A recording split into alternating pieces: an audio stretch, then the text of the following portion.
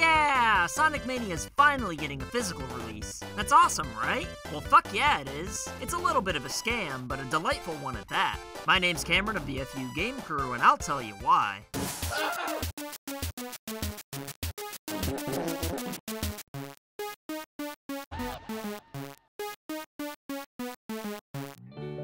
When I say that Sonic Mania Plus's physical copy is a delightful scam, I wasn't being sarcastic. I meant exactly what I said. It's delightful that the game's getting a retail copy with a badass reversible cover, extra content, and a manual. But still somewhat of a scam, seeing as how Sega anticipated people buying the game twice.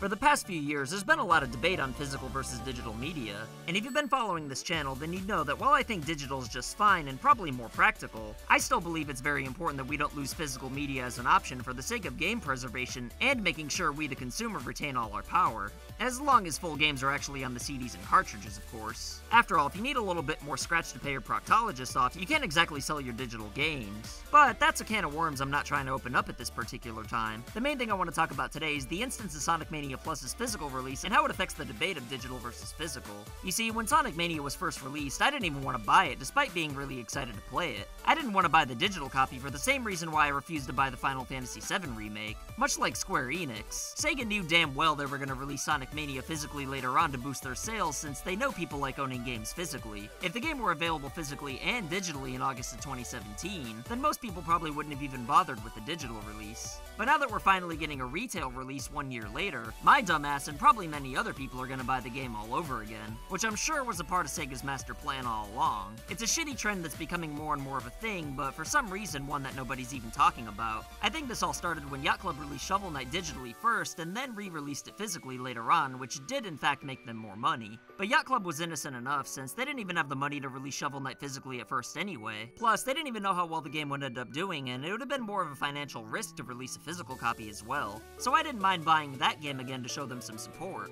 I thought of it as kind of like a donation with a cool incentive of owning a physical copy. But the problem with this is that AAA developers looked at this and thought, wait, we could release games digitally first, and then after all the collectors buy them, we could do physical re-releases and sell it again to the same people? Sign me up! Two examples of what I'm talking about are games like Life is Strange and Resident Evil Revelations 2.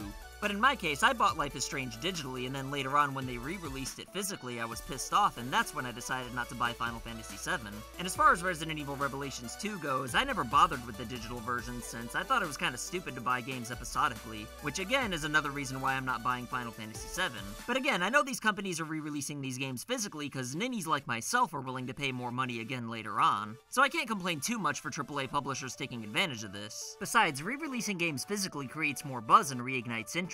And that buzz might remind the people who missed the game the first time around to buy it the second time. I mean, when games are released digitally, they're relevant for like 20 minutes, and then, much like Twitter and MySpace, content gets lost into obscurity before you know it. But seeing re-releases on store shelves could lead to some impulse buys from people who might not have thought about these games otherwise. So that's another reason why I don't fully blame publishers for doing physical releases after doing them digitally first. But even though I don't really mind bending over for Sega to get a definitive retail copy of Sonic Mania, I can't shake the feeling that I am in fact allowing myself to be taken advantage of, which is why I told myself I wasn't going to submit and buy Sonic Mania or Final Fantasy VII until they get physical releases later on.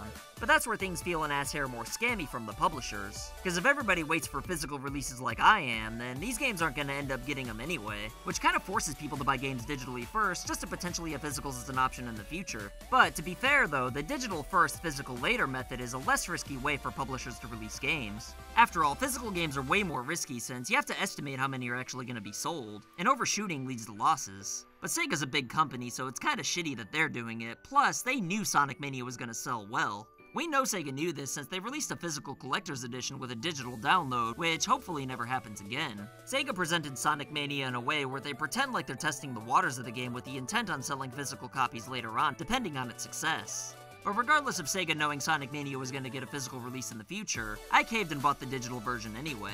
And if you watched my video on it, then you'd know that I loved the game so much it made me peep my pants. I didn't care that I'd have to buy the game later on just to own it physically in this instance because the game was so good. And it's not like paying $20 for a year early access of a game that's 99.2% complete's that big of a deal anyway. In the end though, the physical release of Sonic Mania is actually worth the wait and us collectors are better off for it, because much like the case of Resident Evil Revelations 2, the retail release of Sonic Mania Plus is at least least going to be the definitive version. We're getting not 1, not 3, but 2 new playable characters, plus a new Encore mode that I don't even know the meaning of with up to 4-player support. In a lot of ways, waiting for this version of the game's better than if Sega released it physically at launch, only to get new additions later on as DLC that are just going to disappear after the apocalypse. If you find a physical copy of Breath of the Wild after the extinction event of 2069, then you're not going to be able to enjoy the DLC.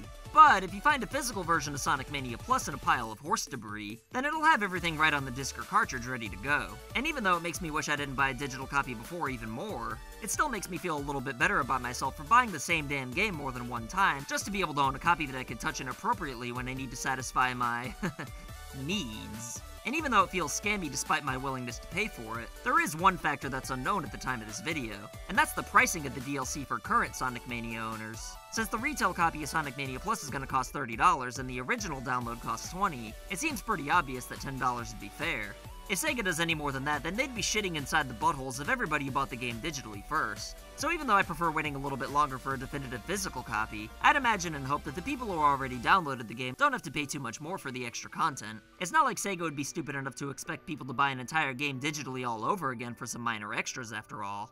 It's kinda scammy that Sega consciously held off on a physical release knowing a lot of people would buy it again, but for the sake of game preservation, the wait for a physical copy was definitely the way to go so we can enjoy the DLC after the rapture. Let's just hope there's not a mandatory Day 1 update that contains the majority of the actual game. Otherwise, Sega's a dick. What do you think, though? Is waiting for definitive physical copies of a game okay? Does that give the middle finger to anybody who already bought the game digitally? Or do you not give a kid in his nutsack either way?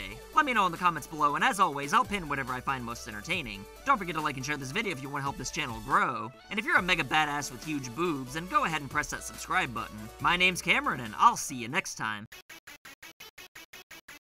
So I want to say thank you to your loyalty, thank you for your support.